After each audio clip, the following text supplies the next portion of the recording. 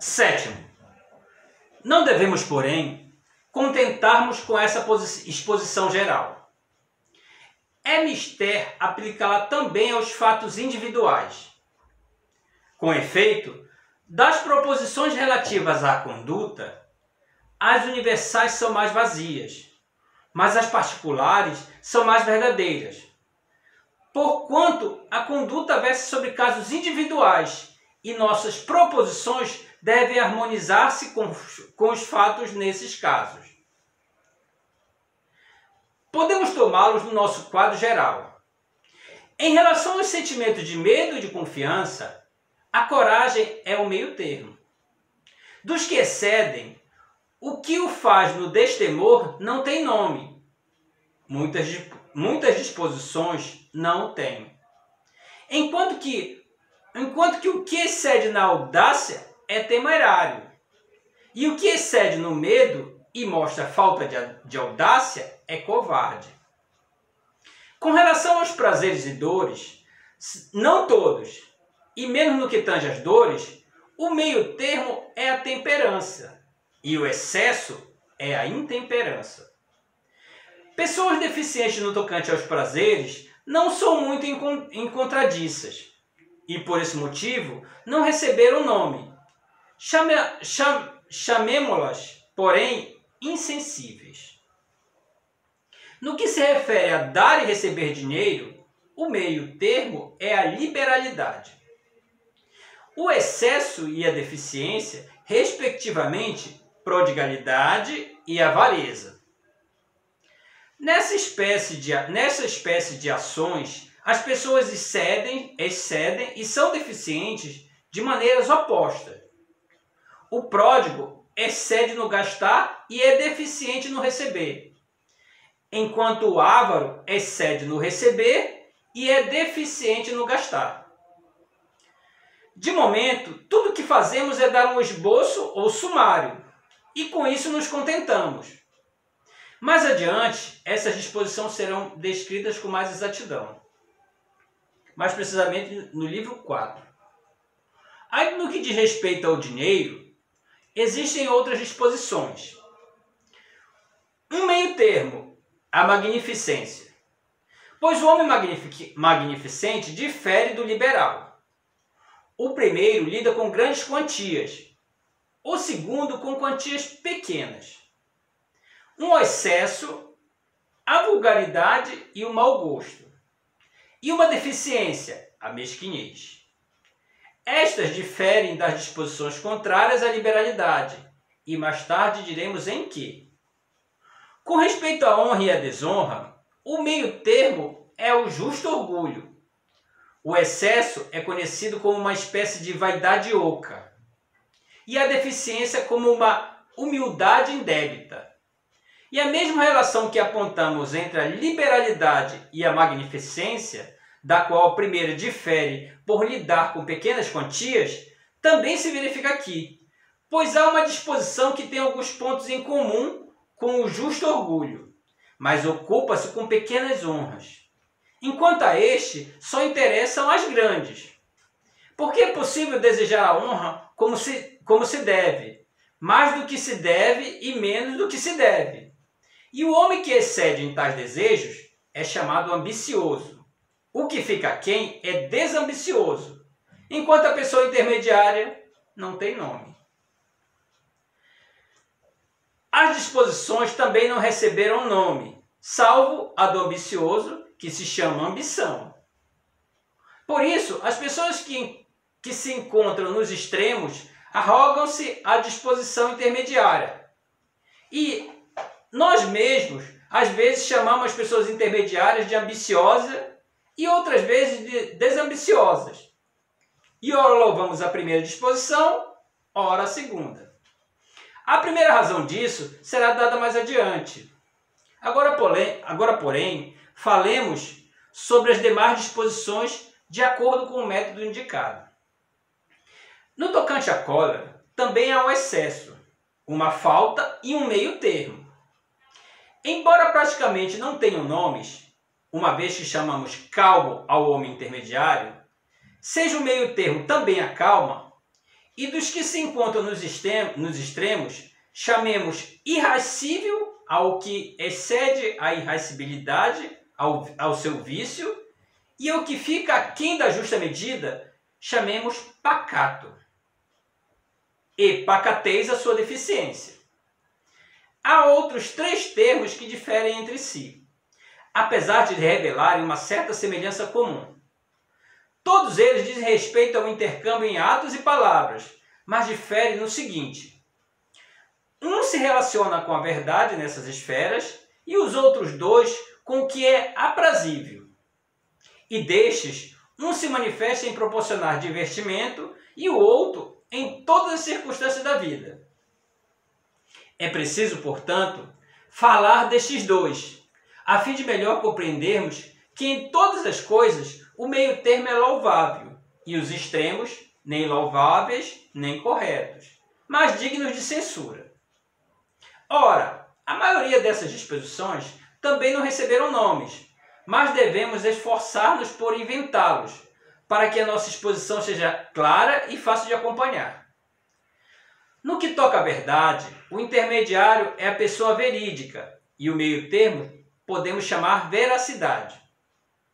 Enquanto a simulação que exagera é a jactância, e a pessoa que se caracteriza por esse hábito é jactanciosa, e o que subestima é a falsa modéstia, aqui corresponde a pessoa falsamente modesta. Quanto à aprazabilidade no proporcionar divertimento, a pessoa intermediária é espirituosa e ao meio termo chamamos espírito. O excesso é a chocarice e a pessoa caracterizada por ele um chocarreiro. Enquanto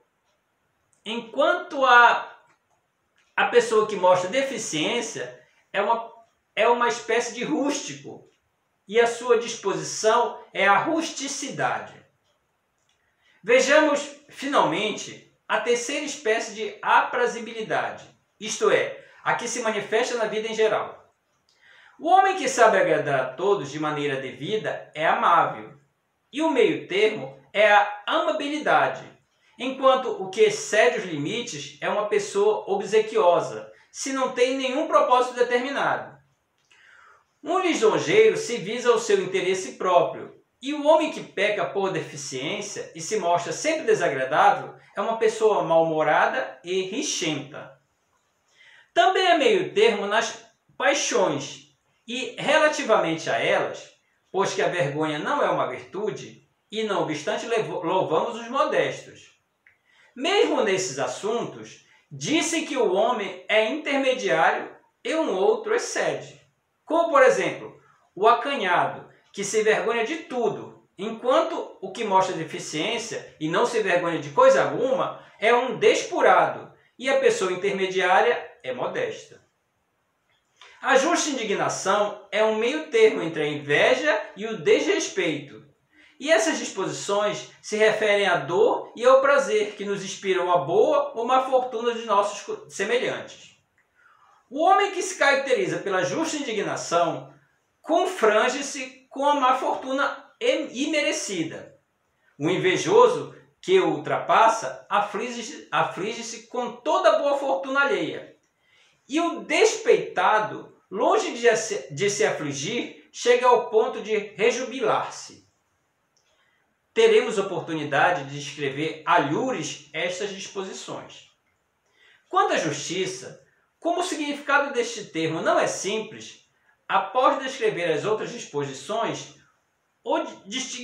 distinguiremos nele 2 espécies e mostraremos em que sentido cada uma delas é um meio termo, e trataremos do mesmo modo as virtudes racionais. Oitavo.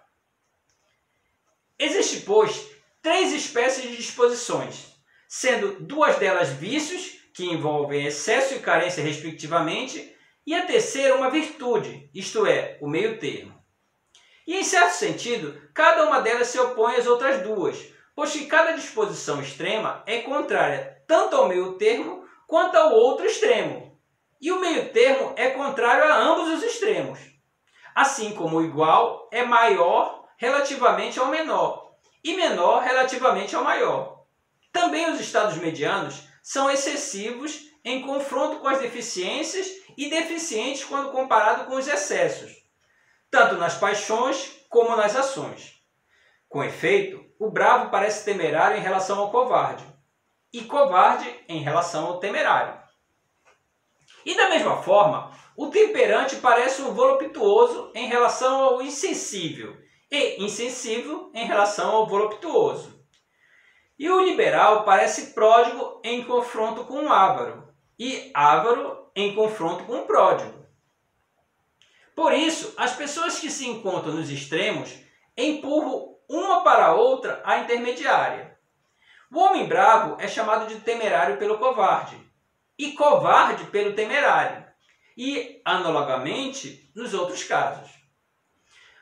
Oposto como são umas às outras essas disposições, a maior contrariedade é a que se observa entre os extremos, e não destes para com o meio termo.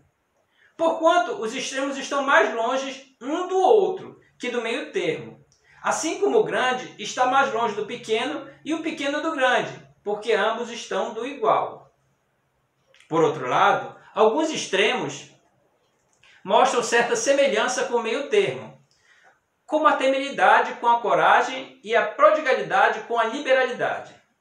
Os extremos, porém, mostram a maior disparidade entre si. Ora, os contrários são definidos como as coisas que mais se afastam umas das outras, de modo que as coisas mais afastadas entre si são mais contrárias. Ao meio termo, o mais contrário, às vezes, é a deficiência, outras vezes o excesso. Por exemplo, não é a temeridade que representa um excesso, mas a covardia. Uma deficiência que mais se opõe à coragem, mas no caso da temperança, o que mais se opõe é a intemperança, um excesso. Isso se deve a dois motivos, um dos quais reside na própria coisa, pelo fato de um dos extremos estar mais próximo do meio termo e assemelhar-se mais a ele. Não opomos ao meio termo esse extremo, e sim o seu contrário. Por exemplo, como a temeridade é considerada mais semelhante à coragem e mais próxima desta, e a covardia mais dessemelhante. É este último extremo que costumamos opor ao meio termo, porquanto as coisas que mais se afastam do meio termo são consideradas como mais contrárias a ele. Esta é, pois, a causa inerente à própria coisa. A outra reside em nós mesmos, pois aquilo para que mais tendemos por natureza nos parece mais contrário ao meio termo. Por exemplo, nós próprios tendemos mais naturalmente para os prazeres, e por isso somos mais facilmente levados à intemperança do que à contenção. Daí dizemos, mais contrários ao meio termo, aqueles extremos, a que nos deixamos arrastar com mais frequência. E por isso, a intemperança, que é um excesso, é mais contrária à temperança. 9. Está, pois, suficientemente esclarecido que a virtude moral é o meio termo. E em que sentido devemos entender essa expressão? E que é um meio termo entre dois vícios, um dos quais envolve excesso e o outro deficiência. E isso porque a sua natureza é visar a mediania nas paixões e nos atos. Do que acabamos de dizer, segue-se que não é fácil ser bom, pois em todas as coisas é difícil encontrar o meio termo. Por exemplo, encontrar o meio de um círculo não é para qualquer um, mas só para aquele que sabe fazê-lo. E do mesmo modo, qualquer um pode encolerizar-se, dar ou gastar dinheiro. Isso é fácil. Mas fazê-lo à pessoa que convém, na medida, na ocasião, pelo motivo e da maneira que convém, eis o que não é para qualquer um e tão pouco fácil. Por isso, a bondade tanto é rara como nobre e louvável. Por conseguinte, quem visa ao meio termo deve primeiro afastar-se do que lhe é mais contrário, como aconselha Calipso. Agora ele vai citar Calipso. passa ao largo de tal ressaca e de tal suriada. Isso é um trecho da Odisseia. Com efeito, dos extremos, um é mais errôneo e o outro menos. Portanto, como acertar no meio termo é extraordinariamente difícil, devemos contentar-nos com o menor dos males. Como se costuma dizer, é a melhor maneira de fazê-lo. E a melhor maneira de fazê-lo é a que descrevemos. Mas devemos considerar as coisas para as quais nós próprios somos facilmente arrastados. Porque um depende numa direção e o outro em outra. E isso se pode reconhecer pelo prazer e pela dor que sentimos. É preciso forçar-nos a ir na direção do extremo contrário, porque chegaremos ao estado intermediário, afastando-nos o mais que pudermos do erro, como procedem aqueles que procuram endireitar varas tortas. Ora, em todas as coisas, o agradável e o prazer é aquilo de que mais devemos defender-nos, pois não podemos julgá-lo com imparcialidade. A atitude a tomar em face do prazer é, portanto, a dos anciãos do povo para com Helena. E em todas as circunstâncias, cumpre-nos dizer o mesmo que eles, porque, se não dermos ouvidos ao prazer, corremos menos perigo de errar. Em resumo, é procedendo dessa forma que teremos mais probabilidade de acertar com o meio termo. Não há negar, porém, que isso seja difícil, especialmente nos casos particulares, pois quem poderá determinar com precisão de que modo, com quem, em resposta a que provocações e durante quanto tempo devemos encolerizar-nos? E às vezes louvamos os que ficam aquém da medida, qualificando-os de calmos. E outras vezes louvamos os que se encolerizam, chamando-os de varonis. Não se censura, contudo, o homem que se desvia um pouco da bondade, quer no sentido do menos, quer do mais. Só merece reproche o homem cujo desvio é maior, pois esse nunca passa despercebido. Mas até que ponto o homem pode desviar-se sem merecer censura? Isto não é fácil de determinar pelo raciocínio. Como tudo que seja percebido pelos sentidos, tais coisas dependem de circunstâncias particulares quem decide é a percepção. Fica bem claro, pois, que em todas as coisas o meio termo é digno de ser louvado, mas que às vezes devemos inclinar-nos para o excesso e outras vezes para a deficiência. Efetivamente, essa é a maneira mais fácil de atingir o meio termo e o que é certo. Fim do livro 2.